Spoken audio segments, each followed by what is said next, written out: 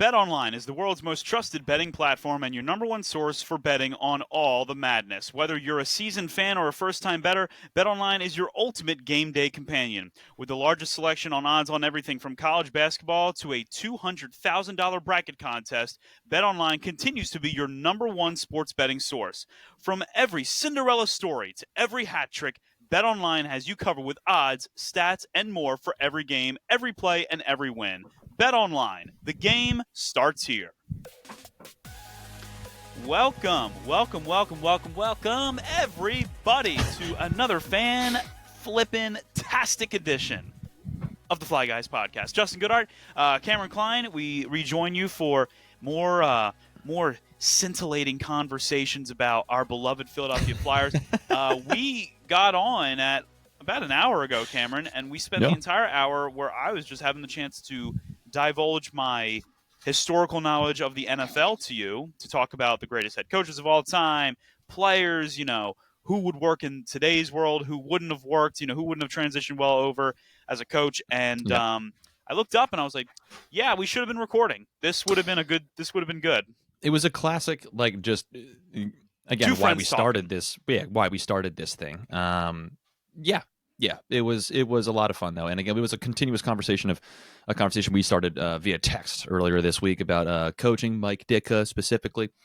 But it's fun though. It's fun to talk about history, coaching. It's fun to pick your brain about these kind of things, because you're basically a walking encyclopedia. But I mean that complimentary. I mean it's kind of crazy, but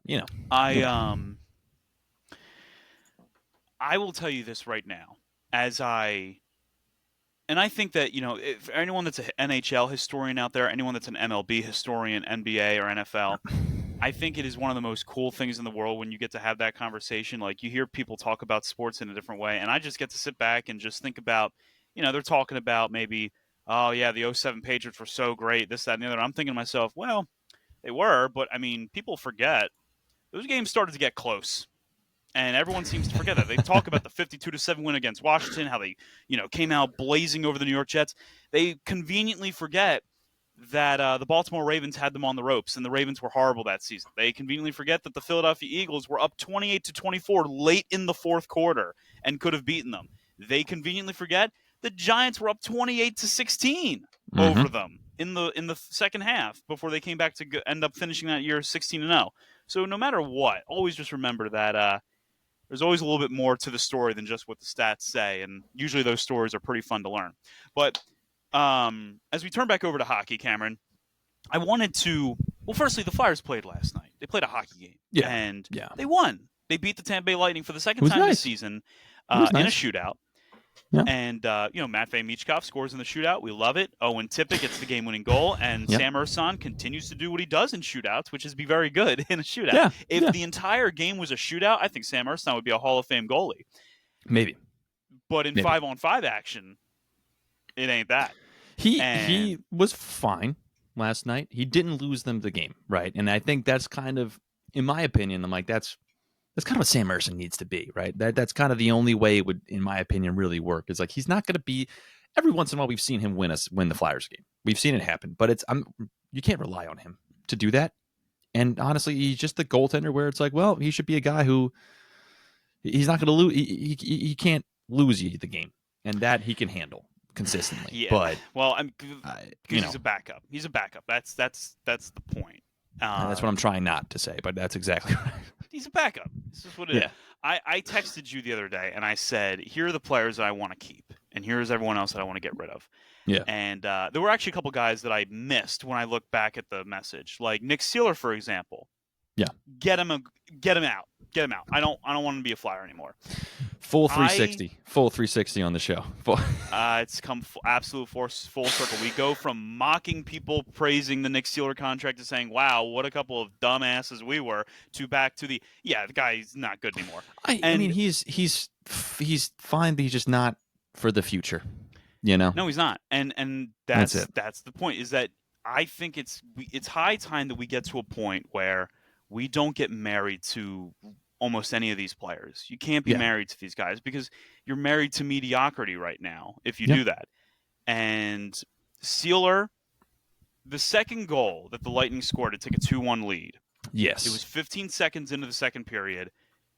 The Lightning dumped the puck in the zone. Sealer is the first one to the boards behind the net. He immediately gets just his lunch fed to him. The puck is taken from him. Boom, 2-1. And it was Zemgus Girgensons just. He's a good player.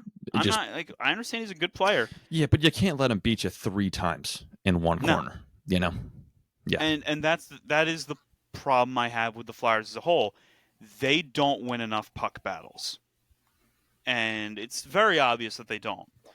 But to kind of recap the Flyers, because we got some things to talk about. Some things have been going on, especially with guys who are saying certain things about the organization. I had a meltdown on Facebook about how someone was talking about Claude Giroux, and I offered to drink gasoline last night, and Cameron's, it was a little upset with me over that one. I wasn't upset.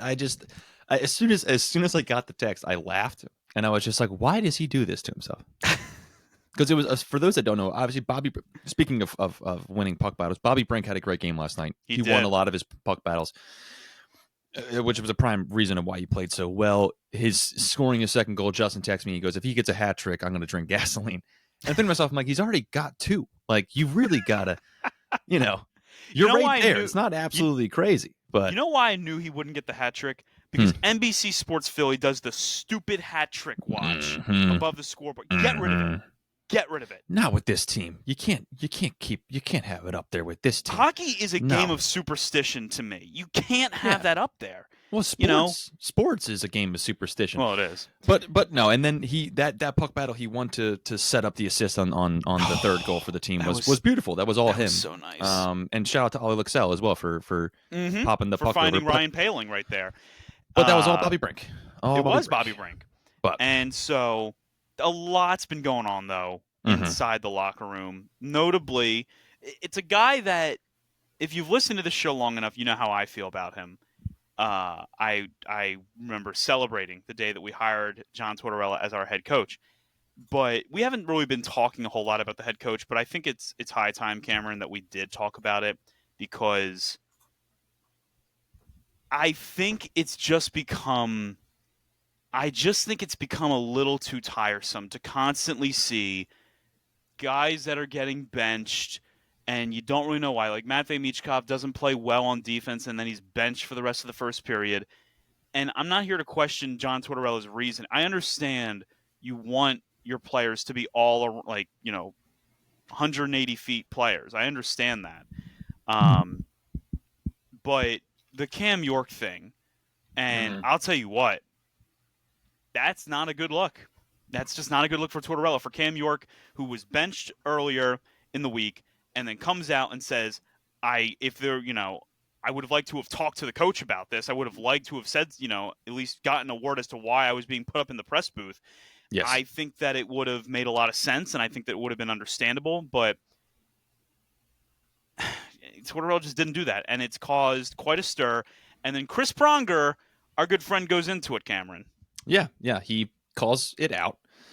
Saying he did this with Couturier last year. We obviously all remember that after, his big controversy because he was just named captain and then he gets benched. And he voiced his frustration because he was just like, I don't necessarily know why. And we got on him for that because it's like, well, you're the captain. You shouldn't be airing that out publicly. But at the same time, I mean, if you're frustrated, you're frustrated. And Cam York did the same thing where he said, if there was communication, then maybe I would understand. So Charlie O'Connor tweets out another beautiful article as he normally does. Talking about this, Chris Pronger responds to it on Twitter, and the thing that really concerned me was this second tweet where somebody else was like, he's losing the room. Somebody responded and said he's losing the room quickly, and he comes back and just says, again, lost it last year at the end of the year. And my thought is Chris Pronger, I would imagine, I'm not sure if he's just getting it just from watching this, but I would imagine he still has a relationship with guys like Danny Briere, guys like Patrick Sharp, guys like just that are in that building, John LeClair, Keith Jones. So what worries me is, is this coming from somewhere internal? And why it worries me is because John Tortorella the idea is that he's going to be the arbiter of this team, right? To determine who's going to be the one to stick around for the future, to help go to the Stanley Cup once the rebuild is done. And if it's 2 years in a row that the team starts to lose faith in you, if you're such an integral part to this entire rebuild, that's extremely concerning, because it can burn it down before it even fully begins, you know? So that's where my mind is at, and that's where my worry is at as well. So I never thought last year in the sense of that he lost the locker room. And I'm not here to say that Chris Pronger's wrong. I'm saying, like, I never thought of that. No, I same. just thought they ran out of steam. I just thought that they didn't have the gas to get them to the finish line. And maybe Chris did talk to Danny at some point. Maybe he did talk to Keith. Maybe. Like, those, we don't know. We don't know. But but my thought is like, I don't imagine they don't talk to each other personally. I would have to think there's some conversations. And, like, let's ask ourselves one thing. What has changed in the last couple of years for this Flyers team? They've been about the same team. Like, what's changed is that the close games that they won last year, they're not winning this year. Mm-hmm. And so it looks uglier. Mm-hmm. And John Tortorella we've all known he has a shtick, right? You know, yes. He's Mr. No Nonsense with the media. He doesn't want to talk to the media. He's very, hard-nosed with his players. He demands a lot out of them, and some guys love him and some guys hate him. I don't know for sure if the locker room is lost, but I'm not really sure anymore that Tortorella is going to be the guy that's going to be there when the Flyers are making a playoff run. Right. And I think that's what disappoints me the most.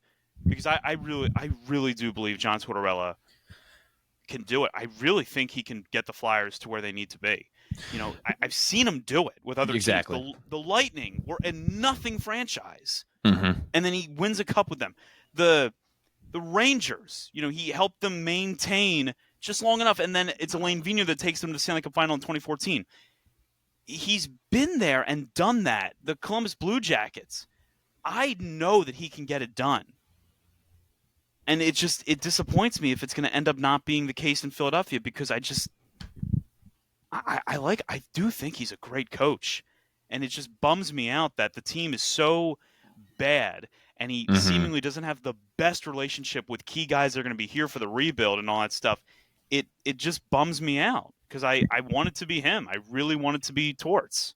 Yeah, and we've talked before about the idea of him moving up to upper management. That's always been possibly part of the plan. So, there is a possibility he isn't coaching, but he's still in the building. But it's like, I don't know if that makes me, again, if he's losing the faith of a lot of the guys, that still worries me for the future. And for Cam York, what made me really confused about it is with the lack of communication. Cam York is averaging the second most time on ice on the team. Yeah. And it's like, that's a guy, like, I don't understand why you're not communicating with that person. If he's that important to be the number 2 guy, he's spending the second most amount of time on the ice behind Travis Sanheim, who's averaging about 25 minutes a night. And I think Cam York's somewhere around 21. Then who do you talk to? Who do you communicate with if that's not going to be the guy? I mean, if you rely on him that much, I think he's owed an explanation as to why he's not playing. So it's concerning. Yeah. Again, we always talk about Rod Brind'Amour, right? If things don't go well for the Carolina Hurricanes. Hey, guess who we're playing tomorrow? Right. You know what? Maybe it's a scouting mission. I don't know. Maybe it's a scouting mission. Maybe Torts is going to tell Rod, like, you don't have to get on the plane. Yeah. You can just stay here. They're moving. They're getting the office set up for me. But again, I think that this whole season, would you call it frustrating, Cameron? Would you call this a frustrating season? God, yes. 100%.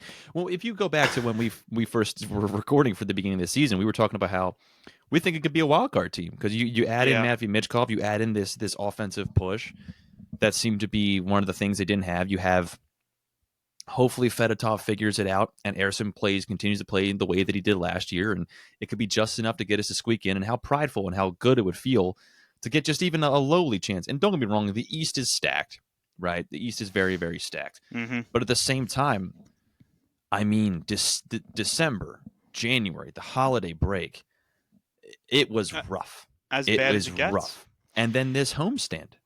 I mean, last night was a great game, but good golly, Miss Molly, the rest of this week, the last 2 weeks have sucked. Ottawa was pretty stark for me. It just shows the difference between a team that probably can make the playoffs versus a team that probably cannot. Last week against Calgary, there was a point where when it was 4-1, I as audibly just went, Jesus Christ. I mean, oh my God, what are we doing? What are we doing? How many times, Cameron, have we texted each other over the last number of weeks? I need a save, right? Like I need a save. It's just nonstop the Bernie Sanders meme of I'm once again asking you for a save. For God's sakes. And the thing is, like, we did say, hey, this could be a wild card team, but yeah, has a wild card team even made it to the Stanley Cup Finals? One, I think, right? Like since the new format, since like the Metropolitan and Atlantic Division came into play, I think it's only been one. I think it was St. Louis? Okay. I think it was Florida. I'm trying to think. Like you had last year was the Panthers, who were not a wild card team. The year before it was the Panthers, who were. 2022 were the Lightning, not a wild card team. I don't think.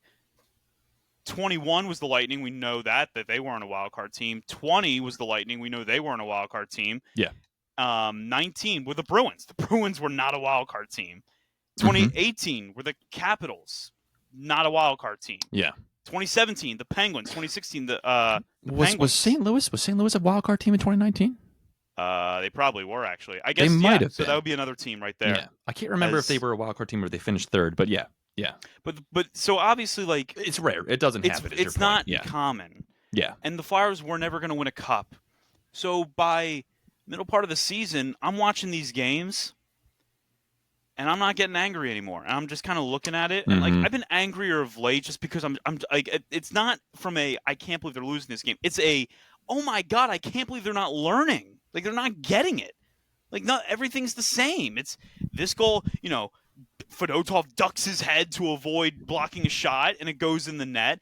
It's neutral zone turnover after defensive zone turnover after oh my God, getting checked off the puck. No forechecking, no back checking, no offensive sustainability. They can't play offense. They can't play defense. They can't tend the net. But other than those three things, we're in good shape. Like I feel pretty good about where we're at. Right. And I think to myself, how is it possible that this John Tortorella-led team, a man that prides himself on learning from your mistakes and being better every day, and forechecking, back checking, pressure, they're positioning, making the same blunders I see every game. I have yet to see. I'm trying to think of what their cleanest game was, and it might have been that Rangers game where they took it to them early, but you weren't getting last year's Rangers in that game. You were getting about as bad of a state as the Rangers had been in years. Yeah. So that's the part that I keep thinking back to. They're not improving. Yeah. Where's the improvement? Michkov's a good development story. He's got 20 goals, and he might win the Calder. And hey, the kid was 19 when he entered the league. He ends up with 20 goals for a season. That's a lot to work off of. Yeah. But has Tyson Forrester developed this year? I wouldn't say so. Not I'd as say much he's as we about wanted the same him to. player. He's about the same player. Yeah. Has Owen Tippett gotten better? No, he hasn't. His numbers are looking worse. Yeah. His numbers are looking worse. Yep. Of all the offensive players, who took the biggest leap forward? You might say Noah Cates. Yeah. You could maybe say Bobby Brink, but I mean, look at Bobby Brink's numbers. I mean, it's if that's the biggest leap, think of how low the bar was set to begin with. Right. So I don't know. I just, Cameron, I really don't know. No, I mean, but there are certain bright spots, right? So like, Bobby Brink is one, right? He's a solid bright spot. Last night, he looked very good, obviously, and that's why I'm talking about him first. He hasn't been consistently that good, but this is his best year so far. 32 points in 64 games. Granted, he's never played 64. The lowest before he's ever had was last season with 57. But what's nice about it is that if you can get a guy who's going to be in a bottom six, who can score 40 points, 50 points on a season, that's a good bottom six guy. And at the worst case scenario, even if it's not somebody you're going to keep forever, it's somebody who could be used to pick up assets later, right? Or could be used in a trade package to pick up somebody and some kind of star later. That's nice. I would say Jamie Drysdale recently, throughout this entire last 2 or so weeks, Jamie Drysdale has looked pretty good. Jamie Drysdale has looked the best he's had since I think 2 or 3 years ago. His best season with the Ducks, where he scored 30-some points. And I think that's a testament to him staying healthy. And exactly. The longer you stay healthy, the more you play, you're bound to get a little bit better. So I agree that Drysdale's been better. Yeah. Another one I would say, and again, it is what it is. It's cool, but it's a consolation prize. But Travis Konechny signs the contract, right, and has put together so far his best season of his career. I would argue it personally. What that means as a team? Oh yeah. Oh God, he can't playing great, right but just now. can't. Right. He's reminding me of Joel Farabee in January, where it was just breakaway after breakaway and just off the post. I mean, he hit triple posts last night, right? If he hits triple post, that wins a game of posts in a pickup hockey game at your local rink. You know what I mean? So yeah, what are you going to do? But despite that, he's close to being a point per game player. It would be nice to see him be a point per game player for the first time. That would be pretty cool. But no, I think there are parts. Noah Cates, you mentioned. But at the same time, it's still not great. That's not enough. No, it's not enough. It's not at all. And again, Michkov. He's been the most exciting part of the team, the best part of the team. The swagger in that goal he scored last night, it's something I love to see. The little celebration he did. I want him to continue to be a dick. Me too. I really want him to be that, because that's where that's his comfort zone. Yes. He said the winning will start when he gets here. And you'll love to hear it. And in reality, you obviously know that one guy can't change it. No. But if I had seen that gleam leave Michkov, I mean, that would be really devastating to see. You want to see this kid just have fun, for one, but also be the shining light that is going to lead the Flyers out of darkness. Yeah, you want to see a guy who, when the team is getting beat, getting shellacked, a guy who's just pissed off and just not going to just accept it. And that's what he's been, which is awesome. It's my favorite type of player. I've said before that if you could have any player out the league, and of course, beyond the obvious, Nathan McKinnon and Connor McDavid and Cale Makar, Makachuk, right? You want a guy who just pisses people off. You want a point per game player who just everybody hates. That's who I want, at least. And Matthew Michkov has potential to be that guy. He just didn't back down last night. I mean, he looked like he was playing for a playoff position. I think that I love it. Those are the types of games that we've seen a lot out of him this season, where he tries to be everything. Yeah. And it's worked out for him sometimes, and other times he's a rookie, so it's gonna look like that. But I just am shocked at how Travis Sanheim's game has not been great in the second half. Again with this guy, it's not been great. Just the ebbs and flows. Ebbs and flows. And again, the goalies. I said to you the other night, of the 3 goalies we have, one of them has to be the backup next year, and they need to sign a stopgap, competent goaltender to start the year. It's hard to establish a culture if you got a leaky faucet the entire time. And I said, if it's Fedotov that wins the backup job next year, you cut or trade Ursan, you send Kolosov back to the minors. And if Kolosov doesn't want to do that, fine, go. I don't care. If Kolosov wins it, Fedotov and Ursan have to be cut or traded. And same with Ursan. If he wins, Fedotov gets cut or traded, and Kolosov back to the minors. But the reality is very simple. None of these 3 goalies are cutting it as starters. No. And I don't know if they ever will. I'm pretty much out on Ursan ever being a starting goaltender. Fedotov,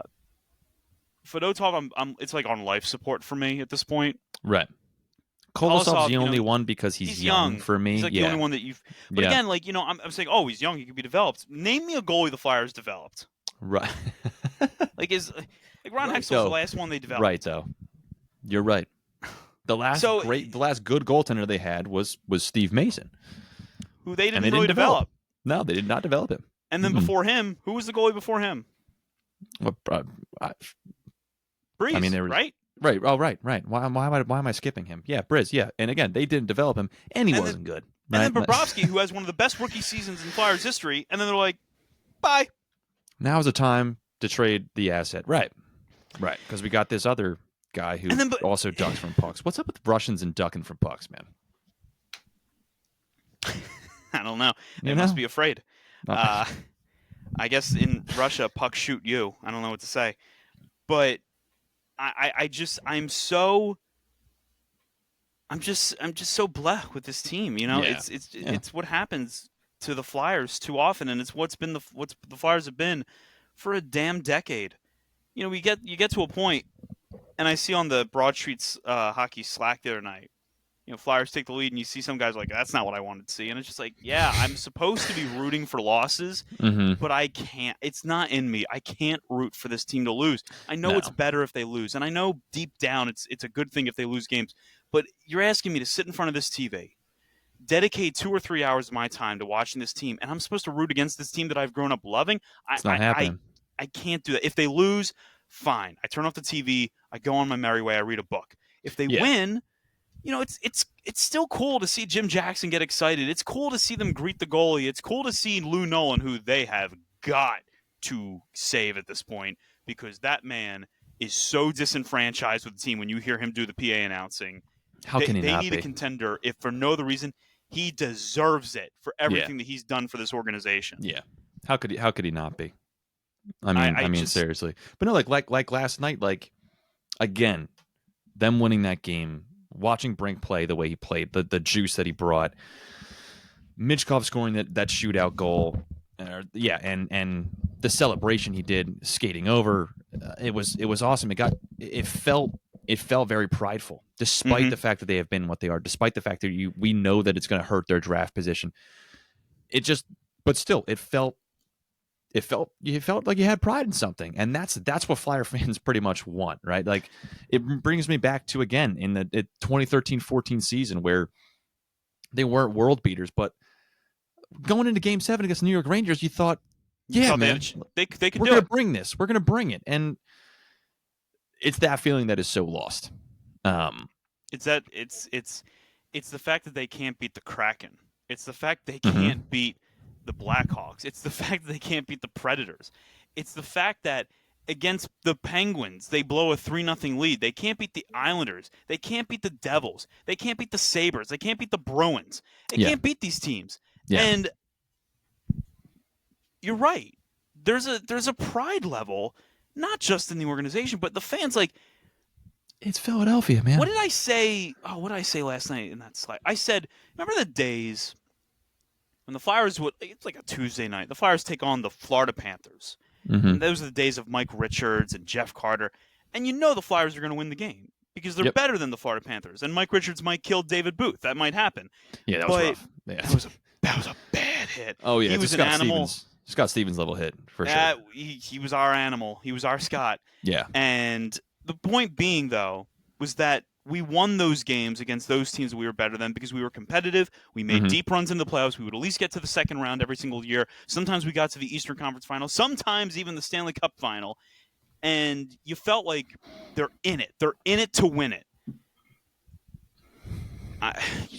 It's just not there. You don't feel that way. And so if you don't feel that way, then rooting for them to lose to improve draft positioning is the logical next step. Makes sense. Yeah, I'm not gonna give anybody crap for that.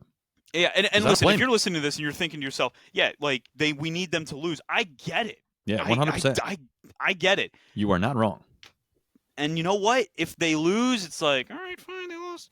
But you're not going to ever get me. I can't. I just can't bring myself to root against them. I mean, for me, it's like if you just win 1 out of 3 games, 1 out of 4 games, and at least the games you're losing look like you give a shit.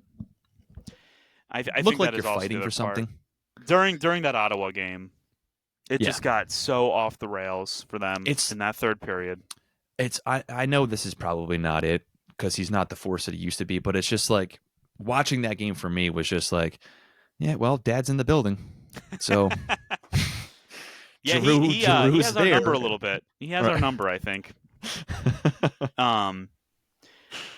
It's okay. Honestly, they're one of the teams that I'm rooting for, honestly, because of him.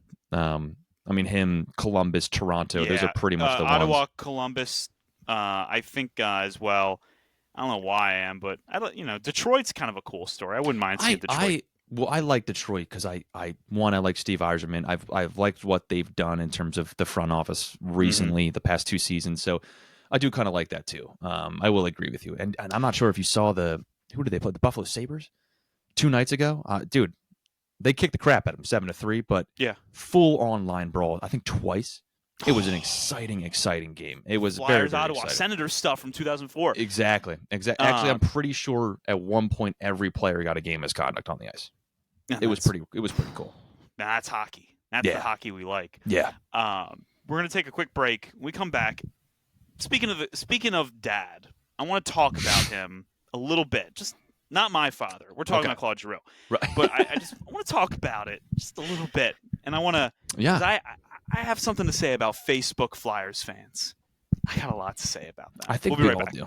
Welcome back, everyone. Fly Guys Podcast. Justin Gooder alongside Cameron Klein. Now, come back, and I'm going to just jump right into it. So, Flyers played the Ottawa Senators, and NBC Sports Philly had Ashlyn Sullivan. Is it Ashlyn or is it Ashley Sullivan now? I'm actually drawing a blank. Not sure. I think it's Ashlyn. I'm going to say sure. Ashlyn.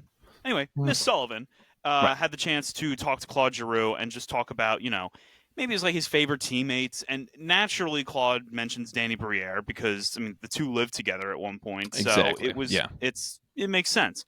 And, even though it's been a few years now, we forget Claude was here for, the better part of 15 years in Philadelphia. And I couldn't help but go check out the comments. And Facebook Flyers fans, God, I love you. I love you. Just can't help yourself. So many of them. Claude Pepe Le Pew. He sucked as a captain. Too small. Not good enough. He wasn't a great leader. I hear all that stuff. And I just think about who Flyers fans often consider to be the 5 best players in franchise history. And I always hear a certain name that just makes me ill. You and I have had this discussion before. Yeah, I have. Because I put Claude above reasons. Eric Lindros. Yeah, for different reasons. But yeah. I'm not going to hear the argument that Claude Giroux was too small, that Claude Giroux wasn't a good leader, that Claude Giroux didn't get it done. Let me ask you something. How many, Cameron, because I know you like Lindros, or at least more than I do. Please, can you pull up on YouTube the overtime game winner in a Stanley Cup Finals that Eric Lindros had for the Philadelphia Flyers for me? I can't. Why not? I'm confused. Surely a guy who was the 5th greatest player in Flyers history, I tell you what. Okay, so there's not that. He didn't win a Stanley Cup Finals game in Philadelphia. That's fine. Question about Eric Lindros. Was it 1,200 points as a Flyer, or did he have 1,800 points as a Flyer? Which was it? I'm trying to remember. What was his total points number with the Philadelphia Flyers? I'm drawing a blank. I'm gonna guess by the tone of your voice, he's gonna have the 1,200, right? You'd think. As a Philadelphia Flyer, Eric Lindros, again, the 5th best Flyer of all time, definitely not a piece of glass. He had a whopping total of 659 points as a Flyer. My goodness. He had 290 goals and 369 assists. Man, that's great. But surely, I would argue that it's because of the injuries and yada yada yada. And I will say in Eric, because this isn't an Eric Lindros crap on him discussion, right? It's more of unless it's me, right? It can be if it's me, right? It's more of why. It's more of a defense of Claude Giroux. At the same time, to defend Eric Lindros. He did win a Hart Trophy, and Claude Giroux should have in 2018. He should have. Eric Lindros did win a Hart Trophy, but Claude Giroux had 900 points in 1,000 games with the Flyers. Yeah, and Eric Lindros did not do that. As a matter of fact, Eric Lindros did not play 1,000 games with the Flyers. He didn't even play 500 games with the Flyers. So, the point that I'm getting to though is I get told all the time how small Claude Giroux was, how he wasn't a good leader. And then I see these same Facebook Flyers fans. They talk about Eric Lindros like he was the best thing to ever happen to Philadelphia. And I'm here to tell you right now, he didn't win a damn thing in Philadelphia, didn't even win a Stanley Cup game in Philadelphia. He left unceremoniously, got dumped off to the Rangers. Mm-hmm. But Claude Giroux, who has a signature goal in Flyers history in Game 3 of the Stanley Cup Finals. That 2010 playoffs is almost better than anything Eric Lindros ever did in his entire playoff career. He leads the Flyers in 2012. He's the best player on the team. He's almost single-handedly the reason why they knocked Pittsburgh out of the playoffs, because he was busy knocking Sidney Crosby on his behind. He's the reason why they're competitive in 2014. He's the reason why they're not a dumpster fire from 2015 to 2018. And even though he struggled a little bit in 2019, and when the bubble was around, he didn't contribute as much, he was still that guy. And I'm so tired of hearing he was too small. He was too small. Well, that's amazing to me, because the guy essentially never missed a game. Almost historically played through tons of injuries. Has a wrist issue. He can still have one of the sickest shootout goals you'll ever see. Which is crazy, because he played with that wrist issue for a very, very long time. I'm trying to pull up the photo. I tried to edit the person's name out of it, but I can't do it quick enough, and I figured screw it. But pretty much this person, because I don't want to dox anybody. No, we're not doxing people today. Comments on the thing and just says Claude. I gotta laugh. It was funny, right? Just the name, Claude the Fraud Drapupu. Which I was like, I mean, points to the creativity. But he goes, great face-off guy. True. And then he says too small. And then your response was, yeah, thank heavens we had a bigger guy like the piece of glass known as Eric Lindros. Which I just... Yeah, I mean, listen. I hear he's too small. You know what? Bobby Clark had diabetes. You couldn't draft him, right? Like... Right. Allen Iverson was too small. You can't draft him. Like he's too small? Marty St. Louis was too small. After Danny Briere. Danny Briere was too small. Very small. You know, so no, you're absolutely right. The man played 1,000 games with the Philadelphia Flyers. That doesn't include what he did in the playoffs, which, by the way, in his time with the Flyers, only has, let's see here. Oh, wow, that's a lot of time. He has 73 points, 81 points in his career for the playoffs. 73 of them came with the Philadelphia Flyers. 73 of them. 25 goals, 48 assists, and I don't know, man. I'll take it. Right. I would definitely take it. He goes on to say, if not for Snot Stevens, the coward E would have eclipsed Pepe Le Pew, and you said, yeah, well, that didn't happen. That didn't. Which I love when people bring up like hypotheticals, which I do a lot too. With like, well, this guy didn't get injured, but it's like, why I don't bring it up in an argument, because it's like, well, he did. So we can live in hypothetical fantasy land all day long. Hypothetically, if he never gets hurt, Bo Jackson's the greatest running back ever. 100%. If he doesn't get hurt, or if he doesn't have the concussion issues, Nolan Patrick is going to be the best second overall pick in NHL history, right? Right. We can have all the hypotheticals in the world we want. Scott Stevens, we all agree. We all stipulate he's a piece of trash. I understand that. We hate Scott Stevens. I hate the Devils more than any other team. I get it. Mm-hmm. He didn't stay healthy. Eric Lindros didn't. So don't give me this whole if this happens. Okay, cool. Guess what? If the Flyers if Jeff Carter makes a shot in Game 6 and the Flyers win Game 7, you're talking about Claude Giroux as one of the all-time greats, guaranteed. He would have done something that Lindros didn't. And I would say, I'm not going to blame the health on Eric Lindros, right, myself. But no, I think, again, if you're using Eric Lindros as a stepping stone to crap on Claude Giroux, it's a ridiculous argument. Claude Giroux, when he was playing center, right, because he didn't play center his entire time at Philadelphia, but for the majority of it, he did, was a top face-off guy, which we always bring up sarcastically as like, oh, well, the Flyers win face-offs all the time, LOL, the consolation prize. But the point is that he did the hard things, right? To me, he was basically a two-way forward with playmaking ability, with extremely good playmaking ability. Because, again, early 2010s, he was on the penalty kill. Mm-hmm. And a damn good penalty killer as well. Mm-hmm. Him and Max Talbot in 2011, 2012 really, really crushed it together on the penalty kill. It was almost a power kill when they were out there together. He was not only on the power play as just a guy who just scored, he was a guy who would quarterback the whole thing. One of my favorite things about watching Claude Giroux was I remember taking ex-girlfriends to the games, my current wife, and being like, when they go on the power play, watch 28 the entire time. The entire flow of the power play dictated around him. He was fantastic at it. And And on top of that, he still was almost a point per game player throughout most of his career. Not always, but close, very, very close. You look at his numbers, and a guy like Brad Marchand's very similar, right?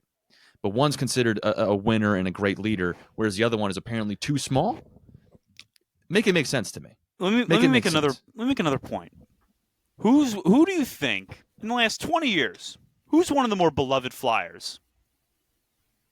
Like going back, let's just say since like 2007, who's a really beloved Flyer? I mean, Simon Gagne, right, is the first guy that pops in mind. Right, first guy that pops into mind.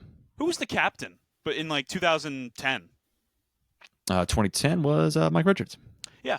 So Claude Giroux is too small, 5'11", 100 and 85 pounds or 88 pounds. Guess how tall Mike Richards is? 5'11", 196 pounds. Right. So he's 8 pounds heavier than Claude Giroux. I don't find one person ever say about Mike Richards he was too small, because Mike Richards hit anything that moved, right? That was the thing. Right. What do you think Mike Richards' best point total, like his highest point total he ever had in his career was? I don't know, but I know he was not a point per game player at any individual season. Again, he was a good 60, maybe low 70s guy. Again, but a force to be reckoned with out on the ice. A guy, when he stepped out there, you were aware he was out there. Yep. That's what made him so great. But no, he was not a point per game player. His best season was 08-09. He had 30 goals, 50 assists. That's 80 points.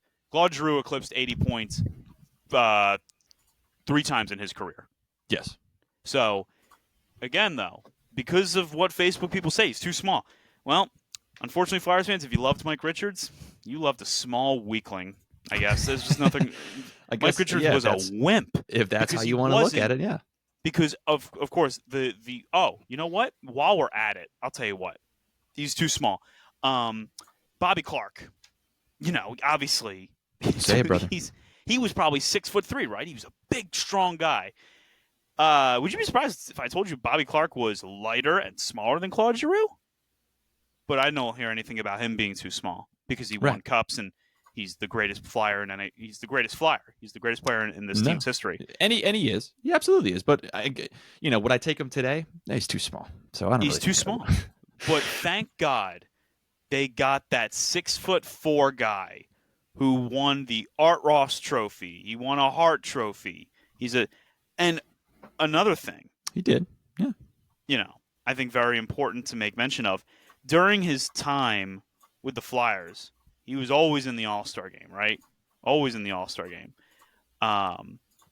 2 times an NHL All-Star team. So, yeah, so great. Didn't win a flippin' thing. He has 1 Eastern Conference championship. So does Claude Giroux. This is true.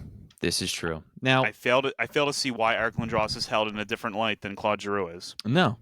And the biggest thing for me, especially throughout this week, especially post-trade deadline, especially living right outside of Boston, obviously the biggest move of the day, Brad Marchand goes to Florida. Yep. And a lot of people are upset about it here for obvious reasons. A fan favorite traded. Not only is he traded, he's traded away to a division rival, a team that's had Panthers. They've had your number the past couple of years. You were the best team in hockey regular season history 2 years ago, and that team knocks you off, and that's the team that he goes and joins and gets sent to. It's heartbreaking. But you look at a guy like him who won a Stanley Cup, played great in that series, right? But if you look at the two of them, look at the teams that Brad Marchand was on, right? Who did look he at the teams have? that Claude Giroux was on, right, throughout his tenure in Philadelphia. And the biggest thing here is Brad Marchand's been the captain of the Boston Bruins. The last year was named captain and went into this year. He gets traded, and there's all these reports coming out, reports throughout the season of a veteran player having a multiple run-ins, right, with a lot of players on the team in Boston. One with Jeremy Swayman, Pasternak, Jim Montgomery. Some things apparently got physical at times. And you look at the team now, which the Boston Bruins, they lost last night to the Ottawa Senators. But before that, they beat Tampa and they beat Florida. They shut out Tampa and they beat Florida. It was a sudden resurgence. And the Florida game, I mean, it wasn't just that they beat Florida. It was they came back in the third period. The building was, TD Garden was absolutely electric. They just seemed like all of a sudden life is brought back into the Boston Bruins. Mm-hmm. And a lot of players are talking about in these interviews about how things just feel lighter, feel fresh. So you take those other rumors, you take with what they're saying now, and a lot of people are pointing at Brad Marchand. And I can't help but think when I look at the two of them, one guy had 976 points in 1,090 games, which totals out to about 0.89 per game. Yeah. The other guy, 1,108 points in 1,247 games, about a 8.8, pretty much about even. Mm-hmm. The 8.8 was Claude Giroux. And the difference was that he didn't have a Patrice Bergeron on his team. He was the Patrice Bergeron. He didn't have a full leadership core like Patrice Bergeron, like Zdeno Chara, a full stop defense, multiple great goaltenders going from Tim Thomas to Tuukka Rask to now Jeremy Swayman and Linus Ullmark last year. He never had any of that. Regardless, and beyond that, Brad Marchand never played the same type of tough hockey where he was having to be a center, having to do penalty killing problems. Giroux had to be in the defensive zone half the time when he was starting on the ice because he was the only guy who could take the face off there between him and Couturier, right? So when the times were really, really down, he was there. And my point, what I'm trying to get to here, with all the rumors about Brad Marchand and how he might not have been the best leader, when the chips were down, Claude Giroux kept the team together. Yes, he did. Claude Giroux went out there and he led by example every night, regardless of what was going on. Thick, thin, he showed up. You can't say that about other players. And if the rumors are true, you might not be able to say that about a guy like Brad Marchand. But Brad Marchand is beloved throughout the league and is looked at as a winner, as he should be. I'm not saying he shouldn't be. But to look at Claude Giroux and just look at the success of the team and say, well, Claude Giroux sucks because they were never ultimately successful is absolutely ridiculous to me. The guy was a consummate professional, put everything he could to into the city, everything he could to into that team, and had a tearful send-off as he absolutely deserved. To shit on Claude Giroux is to shit on the Philadelphia Flyers, and I'm not going to stand for that. No. Just won't. I proudly have my Claude Giroux jersey. I think it's a great jersey. I'd love to add to the question. I would love a Bobby Clarke jersey, if I can get my hands on one. Yeah. If I don't have to pay $300 for one, yeah. Yeah, because, well, that's although the catch. It's worth it. It's worth it. Speaking, real quick, did you ever happen to notice what jersey I wore to the Flyers game last Saturday? Oh, it was the Phantoms, right? I believe. Yeah. Breaking out the Philadelphia Phantoms jersey. Yeah, why not? I'm sure as heck wasn't going to wear a Flyers jersey. Can't have these people know that I'm a Flyers fan. But we're going to be seeing a lot of Phantoms in the regular season or in the lineup soon. Yeah. So, again, why not? I think you put it beautifully. Like Claude, maybe he wasn't the loudest leader, but what captain is supposed to this is hockey. These captains are always quiet. Like Sidney Crosby, would we say Sidney Crosby's loud? I wouldn't say that. Dude, Jonathan Toews? No. Connor McDavid? No. Right. Like all these guys. Even Austin Matthews I don't consider to be that loud of a guy. Right. But other Flyers captains. Jason Smith wasn't that loud. I mean, he hit people, but he wasn't loud. Keith Primo, I don't even think I ever heard his voice until he did an interview he was the one I was years just thinking after of his too. career ended. Yeah. So, but if you ask any player that was in that locker room when Claude Giroux was there, they all said the same thing. You knew whose team it was. Mm-hmm. Remember, they didn't give the captaincy to Danny Briere, and it was like, whoa, really? Not Danny? I remember being shocked. I remember reading the article being shocked. A little bit wow, if I was Danny, I'd be a little what the hell? And what did he say? It's Claude's team. It's Claude's team. If Danny Briere is saying that, if you're getting you went from Chris Pronger, who was the undisputed leader of that team. 100%. You gave it to Claude Giroux, and you didn't miss a beat in 2012. Because let's be honest, he wasn't even the captain in 2012. He was essentially the de facto captain in 2012. Yeah. Because that was the year Pronger got hurt. Yeah. But you're right. There was no Patrice Bergeron in 2015 to help out the Flyers. There was no Zdeno Chara on the blue line. The Flyers' best defenseman in 2014, I believe, was it Nicholas Grossman? No, Kimmo Timonen. Oh, you're right. Kimmo Timonen. I'm sorry. Yeah. So then after Kimmo Timonen, it was probably Grossman. I don't, or maybe Coburn if he was still there for 2014. I would say Coburn. Yeah, because he was. I would say Coburn. I think Coburn also is underrated. I think he gets a lot of crap. I mean, he wasn't amazing, but I think he was a good defenseman. I agree with you. I would say I always forget that he was there for that playoff run in 2014. Yeah, I think that might have been Coburn's last season. I could be wrong. Yeah, no, he did spend some time with the Flyers the following season, but then was traded to Tampa Bay. Yeah, and I think it was that season when Kima was traded to Chicago as well. Maybe that was 2 years after. Was 2014, 2015, was that the year the Blackhawks won their third? Or was it 2015, 2016? It was 2014, 2015.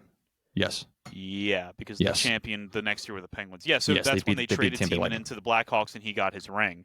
Yes, good for him. Yeah. But, yeah, didn't have like all these offensive playmakers that Boston's had over the years.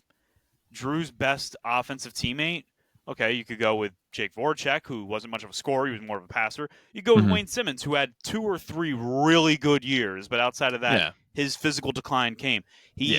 Briere was gone after 2013. He wasn't there. And even Briere, he wasn't what he was. Slowing he was old. Down yeah, big time. Exactly. No, and it's not to be. I'm not trying to crap on Brad Marchand. That's not what I'm trying to do. I'm just trying to point out the fact of there's a guy who I'm sure a lot of those people who criticize Claude Giroux would praise, right?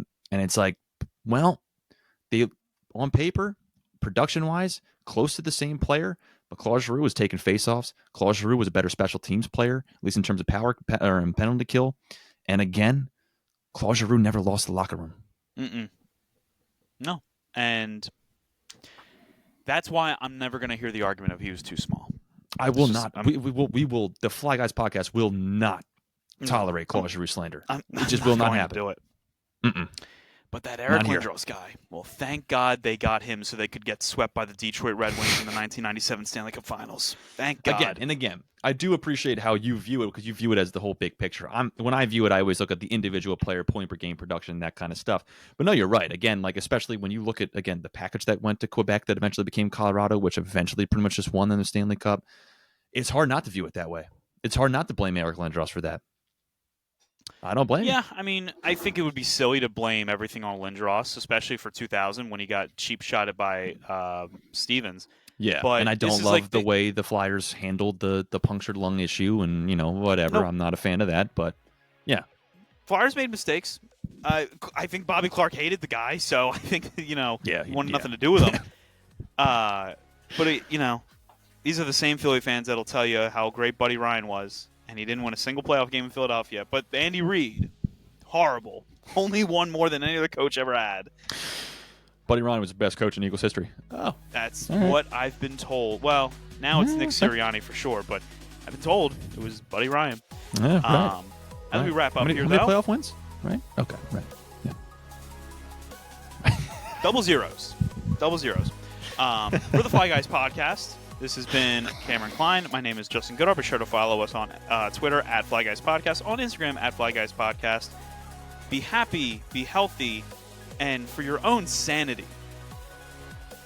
watch the Flyers with some patience. Let's go, Flyers.